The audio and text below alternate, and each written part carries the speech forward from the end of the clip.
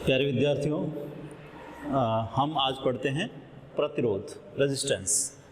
हमारा जो लेसन है वो चल रहा है विद्युत धारा का। इससे पिछले वीडियो में मैं आपको जो है याद दिला देता हूँ कि हमने जो है धारा और अपवहन वेग के बीच में संबंध से ओम का नियम निकाला था। यानी ये तो धारा और अपवहन वेग के बीच संबंध होता है, I बराबर NEA/VD, और उसी का सहारा लेकर के हमने ओम का नियम कैलकुलेट किया था, V = RI। यहाँ जो R आया था उस R को हमने बोला था कि ये एक नियतांक है और यहाँ हम इसका नाम क्या देंगे, प्रतिरोध। तो आज हम जो है केवल इसी के बारे में डिस्कस करने वाले हैं कि प्रतिरोध होता क्या है, क्यों जो है होता है या कैसे उत्पन्न होता है और किन किन चीज़ों पर ये निर्भर करता है। यानी प्रतिरोध को हम अगर कम या अधिक करना चाहें तो कैसे कर सकते हैं, वो सारा कुछ हम जो है यहाँ पे डिस्कस करने वाले हैं। हम जो स्टार्टिंग करते हैं वो एक चालक तार से करते हैं कि जैसे शुरुआत से जो है जब लेसन स्टार्ट किया था हमने फर्स्ट वीडियो इस लेसन का, तो उसको भी आप अच्छी तरह से देखना कि वहाँ पर मैंने इनिशियली प्रारंभ में ये कहा था कि अगर इस पर हम कोई विभवांतर आरोपित नहीं करें तो क्या होगा, और जब विभवांतर आरोपित करेंगे तो घटना क्या होगी।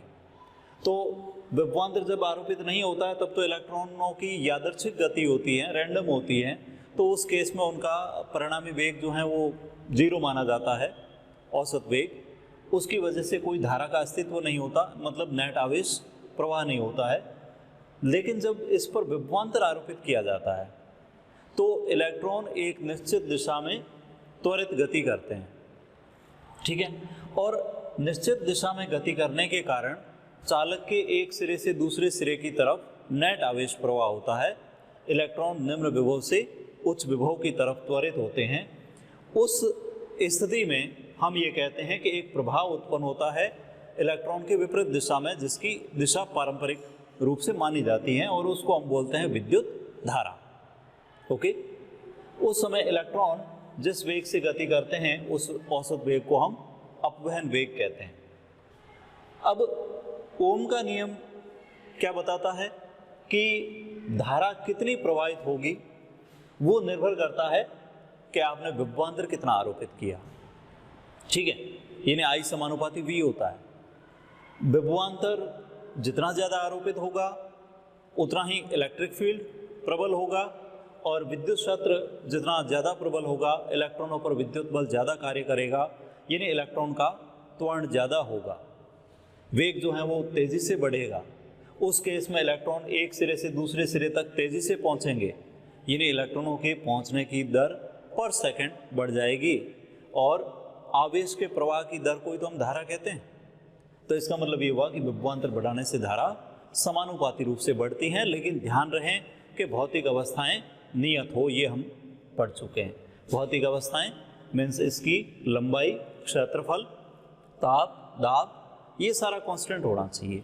तो उस केस में जो है हम इसको नियतांक के रूप में ले लेंगे R को, और उसी को हम प्रतिरोध बोल रहे हैं। हमने इस फॉर्मूले से यानी I = NEA/VD से जब फॉर्मूला कैलकुलेट किया था तो वो फॉर्मूला, प्रतिरोध का फॉर्मूला क्या मिला था हमें, जैसे I = हम लिख रहे हैं NEA/VD, यहाँ पे VD जो हैं वो हैं E torq/m × T और E torq/m V/L, विद्युत क्षेत्र की तीव्रता, विभवांतर बटा लंबाई। तो यहाँ से ये हमने इस टाइप से लिख लिया था NEA E torq/m V/L और NE² torq/m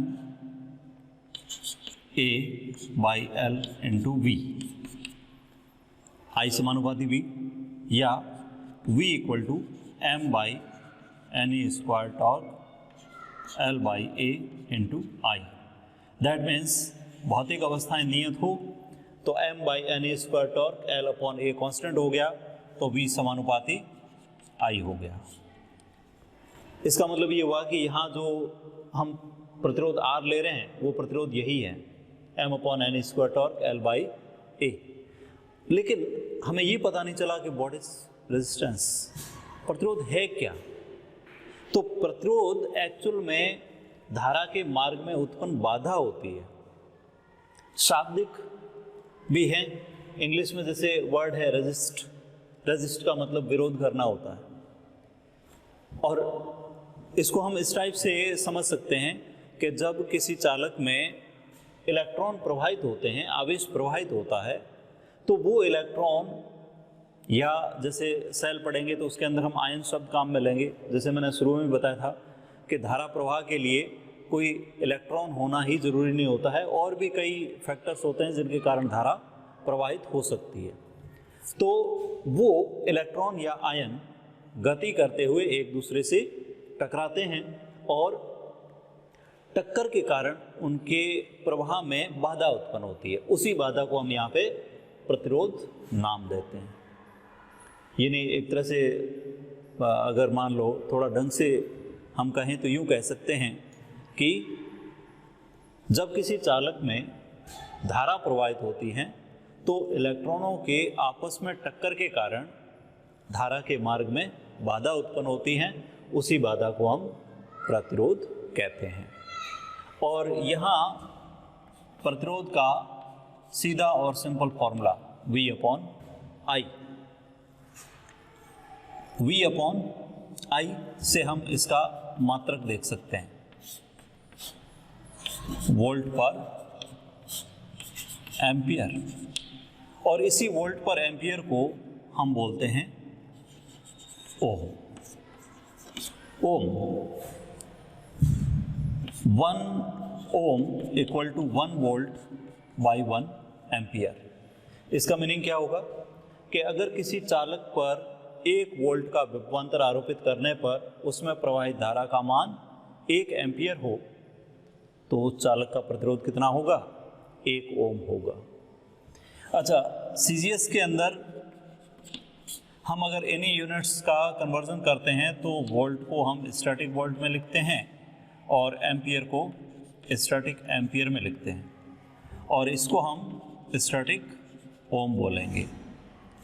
1 ओम को अगर स्टैटिक वोल्ट में स्टैटिक ओम में कन्वर्ट करना है तो वोल्ट को हम स्टैटिक वोल्ट में कन्वर्ट करेंगे 1/300 स्टैटिक वोल्ट। पता है 1 वोल्ट में 1/300 स्टैटिक वोल्ट होता है।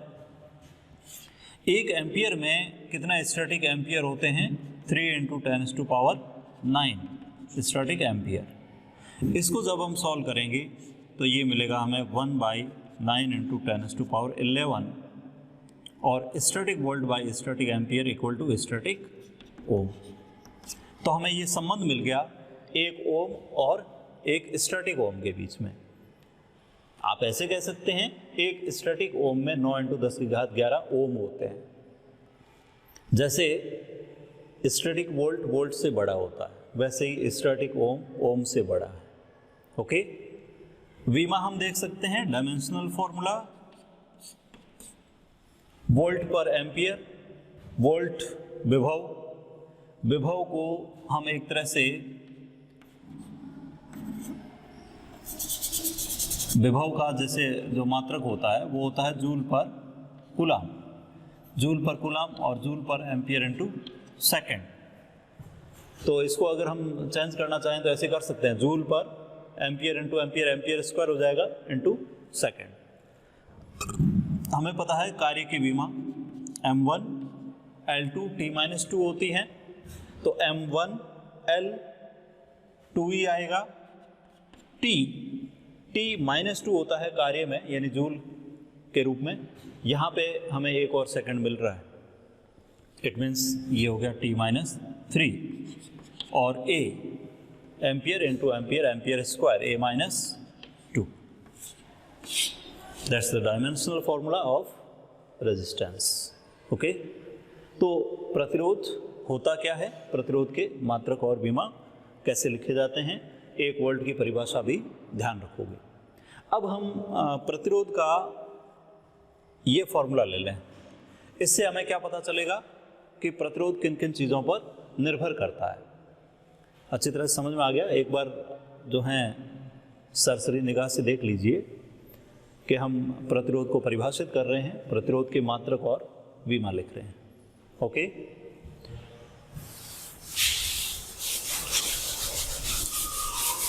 इसके बाद में हम प्रतिरोध का ये फॉर्मूला लें और उस फॉर्मूले से फिर हम प्रतिरोध की अलग अलग फैक्टर्स पर निर्भरता देखेंगे कि प्रतिरोध किन किन चीज़ों पर निर्भर करता है। तो प्रतिरोध का जो फॉर्मूला है वो अगर हम यहाँ से लेते हैं तो ये हो गया m/n² torque L/A। m/n² torque L/A, ये प्रतिरोध है। और इसके अंदर ये वाली चीज़ जो हैं, जो भौतिक अवस्था को निर्धारित करती है, भौतिक गुणों को निर्धारित करती हैं, ये हैं m/n² टॉर्क, जिसको हम बोलते हैं रो, प्रतिरोधकता। शायद पिछले टॉपिक में मैंने आपको बताया होगा, प्रतिरोधकता पिछले वीडियोस के अंदर आया होगा। प्रतिरोधकता ओम × मीटर में होती है। इसका मात्रक भी आप जो हैं यहीं से कैलकुलेट कर सकते हो, R = ρL/A। L मीटर में, A मीटर स्क्वायर में और ये ओम में, तो रो का मात्रक क्या बनेगा? ओम × मीटर। रो जो हैं ये एक तो पदार्थ की प्रकृति पर निर्भर करता है। पदार्थ की प्रकृति मीन्स मुक्त आवेश वाहक n क्या है? जैसे चालक के अंदर हम एकांक आयतन में मुक्त इलेक्ट्रॉनों की संख्या लेते हैं। अर्धचालकों में धारा प्रवाह इलेक्ट्रॉनों और होल्स के कारण होता है, तो वहाँ पे n अलग होगा। सेल के अंदर आयनों के कारण होता है, तो वहाँ पे n अलग होगा। इसका मतलब ये हुआ कि n का मान जो है प्रकृति के अनुसार है, तो रो विशिष्ट प्रतिरोध जो है वो पदार्थ की प्रकृति के अनुसार बदलेगा। दूसरा इसमें आ रहा है टाउ, श्रांति काल, रेस्ट पीरियड। और रेस्ट पीरियड के बारे में बहुत सिंपल सा कंसेप्ट है कि ताप बढ़ाने पर ये हमेशा घटता है, क्योंकि इलेक्ट्रॉनों की टक्कर तेज़ी से होती है। तो इसलिए ध्यान रहे कि ताप से ये प्रभावित हो रहा है और प्रकृति से। तो रो जो विशिष्ट प्रतिरोध या प्रतिरोधकता है, ये पदार्थ की प्रकृति और ताप पर निर्भर करती है। चालकों के लिए ये कम होगा, कुचालकों के लिए ज़्यादा होगा, और अर्धचालकों के लिए, क्योंकि अर्धचालक नाम से ही पता चल रहा है, चालकों से तो ज़्यादा लेकिन कुचालकों से कम होगा। सबसे कम जो प्रतिरोधकता होती है वो चांदी की होती है। तो हम यहाँ से प्रतिरोध की निर्भरता देख सकते हैं। अगर हम फर्स्ट पॉइंट ये लें कि ताप और क्षेत्रफल नियत हो, तब तो सिंपल सी बात है, R = L हो जाएगा। ताप नियत होगा तो एक ही पदार्थ के लिए विशिष्ट प्रतिरोध कांस्टेंट हुआ, क्षेत्रफल हमने नियत ले लिया तो R = L। इसका मतलब किसी भी चालक की जितनी लंबाई ज़्यादा होगी उतना ही उसका प्रतिरोध अधिक होगा। सिंपल कंसेप्ट है। सेकंड, R व्युत्क्रमानुपाती A, ये हम तब लेंगे जब ताप नियत हो और लंबाई भी नियत हो। तो इसका मतलब क्या हुआ? जैसे यहाँ तो लंबे तार का प्रतिरोध अधिक होता है, यहाँ हम कहेंगे पतले तार का प्रतिरोध अधिक होता है। पतला यानी जिसका क्षेत्रफल कम है, मोटे का क्षेत्रफल ज़्यादा होता है, उसका प्रतिरोध कम हो जाएगा। तो लंबे और पतले तार का प्रतिरोध हमेशा छोटे और मोटे तार की तुलना में अधिक होता है। कितने अच्छे वर्ड हैं, लंबा पतला, छोटा मोटा। छोटा का मतलब लंबाई कम है, मोटाई ज़्यादा है। लंबा पतला, मोटाई कम है। लंबे पतले तार का प्रतिरोध अधिक होता है, छोटे मोटे तार का प्रतिरोध कम होता है। तो ये निर्भरता हम यहाँ से बहुत इजीली देख सकते हैं। तो ये तो बहुत सिंपल सा कंसेप्ट होगा। अब अगर मान लो हम एक निर्भरता इस टाइप की देखते हैं कि जैसे आपके पास जो तार हैं उस तार को आप खींच रहे हो। खींचने से क्या होता है कि तार की लंबाई बढ़ती है, और लंबाई बढ़ती है, लेकिन ये ध्यान रहे कि लंबाई के बढ़ने के साथ साथ वो पतला भी तो होता जाएगा, मतलब अनुप्रस्थ काट कम होता जाएगा। तो इसका मतलब ये हुआ कि ए भी चेंज हो रहा है, एल भी चेंज हो रहा है, और हम ताप नियत रख रहे हैं। तो नियत ताप पर अगर आयतन नियत है, आयतन का मतलब A इंटू एल, तो उस केस में प्रतिरोध जो है वो लंबाई या क्षेत्रफल पर कैसे निर्भर कर रहा है, उसमें हम कंडीशन बना सकते हैं। कंडीशन यूँ बनाएं कि भाई आपको जो परिवर्तन है वो किस में दे रखा है, उसके अनुसार जो है कंडीशन बनेगी। कैसे बनेगी? जैसे आपको अगर लंबाई के बारे में सूचना दे रखी है तो जो हमारा फॉर्मूला है रो एल अपॉन ए, उसको हम लंबाई से ऊपर नीचे गुणा कर देंगे। उससे क्या होगा कि नीचे आयतन आ जाएगा, और आयतन खींचने पर नियत रहता है, तो ये नियत हो गया, ताप नियत है इसलिए रो नियत है, तो फिर यहाँ से R समानुपाती L स्क्वायर हो गया। तो खींचने पर प्रतिरोध लंबाई के वर्ग के समानुपाती होता है। सेम यही पॉइंट जो है अगर मान लो क्षेत्रफल के रूप में हो, यानी क्षेत्रफल के बारे में सूचना है आपके पास, तो हम क्षेत्रफल को ऊपर नीचे गुणा कर लेते हैं। तो जो आयतन है वो ऊपर आ गया, जो नियत है, तो फिर हम यहाँ से कह सकते हैं R परिमाणुपाती क्या हो गया, A स्क्वायर। तो पहले और दूसरे पॉइंट के अंदर जो संबंध है उससे ये हट करके है। और जब भी आपको कोई अगर मान लो ऐसा न्यूमेरिकल मिले जिसके अंदर आपको खींचने का कंसेप्ट दे रखा हो, यानी खींच करके हम लंबाई को बढ़ा रहे हैं, तो उस केस में आपको ध्यान रखना है विशेष तौर से कि वहाँ पर लंबाई के साथ डायरेक्टली प्रोपोर्शनल सीधा समानुपाती का संबंध नहीं होकर के L स्क्वायर के समानुपाती है, या क्षेत्रफल का दे रखा है तो A स्क्वायर के व्युत्क्रमानुपाती है। ओके, तो इस टाइप के हम जो हैं एक आध न्यूमेरिकल देख लेते हैं, जिससे आपको ये पता चले कि भाई वास्तव में हम जो है न्यूमेरिकल कर पाते हैं कि नहीं कर पाते हैं। तो देखिए, जैसे एक बहुत सिंपल सा मैं एग्जांपल देता हूँ कि यदि किसी तार को खींचकर उसकी लंबाई दुगुनी कर दी जाए, खींच करके, अगर डायरेक्ट दुगुनी करने का मतलब तो क्या होगा कि एक L लंबाई का तार है, L लंबाई का तार दूसरा जोड़ दिया, तो वो तो क्या हुआ, हमने खींच के नहीं किया होगा। लेकिन मैं यहाँ पे कह रहा हूँ कि अगर हम तार को खींचकर उसकी लंबाई को दुगुना कर दें तो प्रतिरोध में कितना परिवर्तन होगा। तो यहाँ ध्यान रखना है कि जो L2 है उसको हम डबल कर रहे हैं।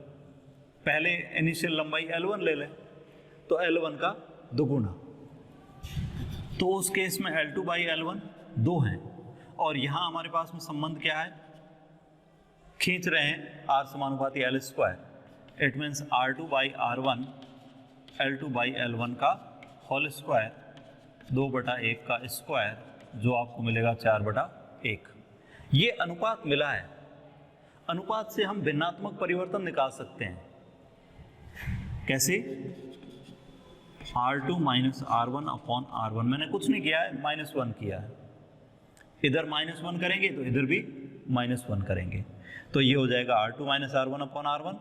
उधर -1 करोगे तो कितना रह जाएगा, 3। ये एक तरह से भिन्नात्मक परिवर्तन है, means delta R by R1। और इसको अगर हम 100 से मल्टीप्लाई कर लें तो ये परसेंटेज में कन्वर्ट हो जाएगा, मतलब कितने परसेंट आ जाएगा, 300%। इट मीन्स अगर हम लंबाई को दुगुना कर रहे हैं, खींच करके दुगुना कर रहे हैं, तो प्रतिरोध 300% बढ़ जाएगा। एक तरह से 4 गुना हो जाएगा, 400% हो जाएगा, और 300% बढ़ जाएगा। तो समझ में आ जाएगी, बहुत इजी टॉपिक है, कोई विशेष हेडेक लेने की ज़रूरत नहीं है, बहुत सिंपल सा है। अब ये जो निर्भरताएं हैं ये तो हमने एक तरह से लंबाई और क्षेत्रफल के लिए देख ली। अब जैसे मैं कह रहा हूँ कि टॉर्क पर भी निर्भर करता है, श्रांति काल पर ताप बढ़ाने पर क्या परिवर्तन होगा, तो वो चालकों के लिए तो सिंपल सा कंसेप्ट है कि प्रतिरोध जो है वो रेखीय रूप से परिवर्तित होता है। चालकों का प्रतिरोध ताप के साथ रेखीय रूप से परिवर्तित होता है। उसके लिए एक बहुत ही सिंपल कंसेप्ट है कि अगर 0 डिग्री सेंटीग्रेड पर हम प्रतिरोध को R0 लें और T डिग्री सेंटीग्रेड पर प्रतिरोध को RT लें, तो यहाँ जो परिवर्तन हो रहा है वो परिवर्तन पहली चीज तो निर्भर करता है कि प्रारंभ में प्रतिरोध कितना था, और दूसरी बात निर्भर करता है कि आपने जो ताप है वो कितना बढ़ाया। मतलब प्रतिरोध में परिवर्तन RT माइनस R0 हुआ। ये RT माइनस R0 सबसे पहली बात तो R0 पर डिपेंड करता है कि R0 का मान क्या है। दूसरी बात ये निर्भर करता है डेल्टा T पर, यानी तापांतर कितना है। तो अगर हम इनको इकट्ठा लिखते हैं तो ये लिखा जाएगा RT माइनस R0 समानुपाती R0 डेल्टा T, और समानुपाती के चिन्ह को हटा करके हम यहाँ पे एक कांस्टेंट लेते हैं जिसको हम बोलते हैं कि अल्फा। ध्यान रहे समानुपाती में और इसमें अल्फा में अंतर आपको देखना चाहिए। R0 डेल्टा T, ये जो अल्फा है इसको हम बोलते हैं प्रतिरोध ताप गुणांक।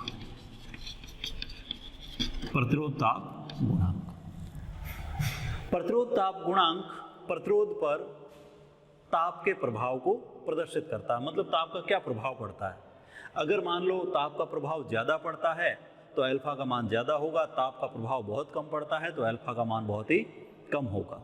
मतलब अल्फा के अधिक और कम होने का मतलब ये होगा कि ताप का प्रभाव कम पड़ रहा है या ज़्यादा पड़ रहा है। साथ ही अब जैसे अल्फा जो है कुछ मिश्र धातुओं का बहुत कम होता है।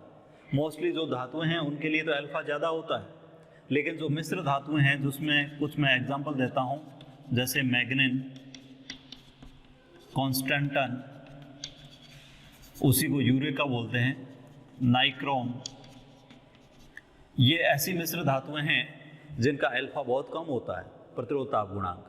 और बहुत कम होने का मतलब ये हुआ कि इनके प्रतिरोध पर ताप का प्रभाव बहुत कम पड़ता, मतलब ताप से प्रतिरोध में परिवर्तन बहुत विशेष नहीं होता।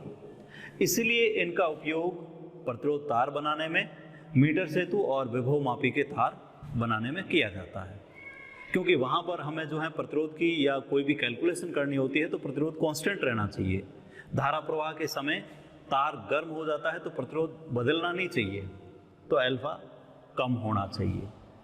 अल्फा ज़्यादा होता है शुद्ध धातुओं के लिए, तो हमने कई बार देखा भी है कि गर्म हो जाता है तार और गर्म होने के बाद में उसका प्रतिरोध बढ़ जाता है तो धारा कम हो जाती है। जैसे तांबा है, एल्युमिनियम है, जो शुद्ध धातु हैं उनका अल्फा ज़्यादा होता है। साथ ही अल्फा जो है ऋणात्मक और धनात्मक उसका भी इफेक्ट पड़ेगा। अगर अल्फा धनात्मक हुआ तो इसका मतलब ये पॉजिटिव है, और ये पॉजिटिव होना शो करता है कि ताप के साथ प्रतिरोध बढ़ रहा है, जैसे चालकों का।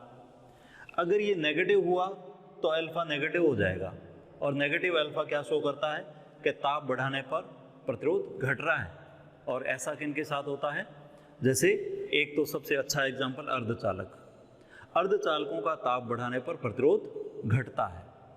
दूसरा हम लेते हैं सेल के लिए। सेल का आंतरिक प्रतिरोध परिभाषित होता है उसके विद्युत अपघट्य के आयनों द्वारा धारा के मार्ग में उत्पन्न बाधा, वो भी ताप बढ़ाने से घटता है। तो अल्फा नेगेटिव होता है अर्धचालक और सेल के लिए, पॉजिटिव होता है चालकों के लिए। अगर अल्फा की हम यूनिट देखना चाहें तो हम इसको फॉर्मूले में कन्वर्ट कर दें, RT minus R0 by R0 delta T। अगर परिभाषा देना चाहें तो ऐसे भी दे सकते हैं कि R0 का मान अगर 1 ओम है और 1 डिग्री सेंटीग्रेड हम ताप बढ़ा रहे हैं तो उस केस में प्रतिरोध में जो परिवर्तन होगा उसी परिवर्तन को हम प्रतिरोध ताप गुणांक कहेंगे। दूसरी बात, यहाँ से अगर मान लो अल्फा की यूनिट देखें तो प्रतिरोध की प्रतिरोध से कैंसिल हो जाएगी, केवल ताप की यूनिट बचेगी। तो प्रति डिग्री सेंटीग्रेड इसकी यूनिट मिलती है आपको, प्रति डिग्री सेंटीग्रेड या प्रति केल्विन कह सकते हो। ओके, यहाँ से एक रेखीय समीकरण बनती है RT equal to R0 plus alpha R naught delta T. R naught को अगर कॉमन ले लें तो 1 प्लस अल्फा डेल्टा टी। ये एक तरह से सरल रेखा की समीकरण है, मतलब अल्फा को हमने पॉजिटिव लेते हुए बनाई है, तो चालकों के लिए ये फॉलो करेगी R T equal to R zero 1 plus alpha delta T. इस पर आप लोग जो हैं न्यूमेरिकल भी कर सकते हैं, कई बार बुक्स के अंदर जो दे रखे हैं उनको प्रैक्टिस कीजिए। तो आज के टॉपिक में हमने जो है प्रतिरोध को डिफाइन किया, उसकी परिभाषा दी, और प्रतिरोध किन किन चीज़ों पर निर्भर करता है वो हमने अच्छी तरह से नोट कर लिया। एक बार जो है अच्छी तरह से रिवाइज कर लेना, वीडियोस को बार बार देखना, आपको समझ में आ जाएगा। और नेक्स्ट वीडियो के अंदर भी हम प्रतिरोध को ही चलाएंगे कि प्रतिरोध जो हैं किस टाइप के होते हैं या किस टाइप से प्रतिरोधों का आपस में संयोजन होता है, वो हम देखेंगे। धन्यवाद।